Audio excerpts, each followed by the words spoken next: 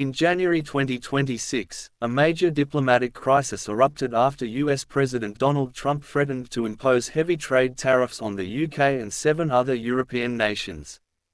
The threat is a tactic to pressure these countries into supporting or facilitating a deal for the United States to purchase Greenland from Denmark.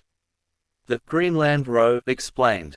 The conflict began when President Trump renewed his 2019 interest in acquiring Greenland, an autonomous territory of Denmark.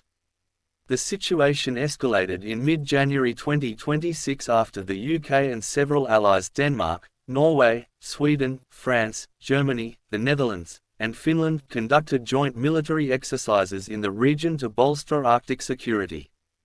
The ultimatum: Trump announced a 10% tariff on any and all goods from these 8 nations starting February 1, 2026. The escalation, he warned the tariffs would increase to 25% on June 1, 2026, unless a deal is reached for the complete and total purchase of Greenland. The reasoning: Trump claimed the tariffs are a response to European nations journeying to Greenland for purposes unknown, and argued that the US has subsidized these allies for too long while they ignore Russian threats in the Arctic. Keir Starmer's response. British Prime Minister Keir Starmer has taken a firm stance against the move, describing the tariff threat as completely wrong.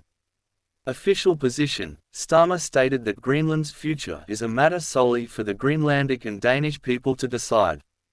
Defense of allies: in a phone call with Trump on Sunday, January 18, Starmer argued that applying tariffs on NATO allies for pursuing collective security in the High North is unacceptable.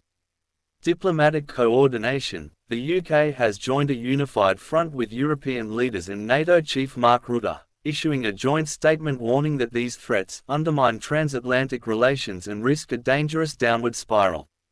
Current status: January 19, 2026. As shown in the image you provided, Starmer is scheduled to give an emergency statement from Downing Street today. While the PM is expected to reiterate the UK's disappointment and its commitment to international law and sovereignty, government sources suggest he will prioritise protecting British living standards and security. Economically, the news has already caused global ripples, with gold and silver prices hitting record highs as investors seek safety amid the threat of a looming trade war.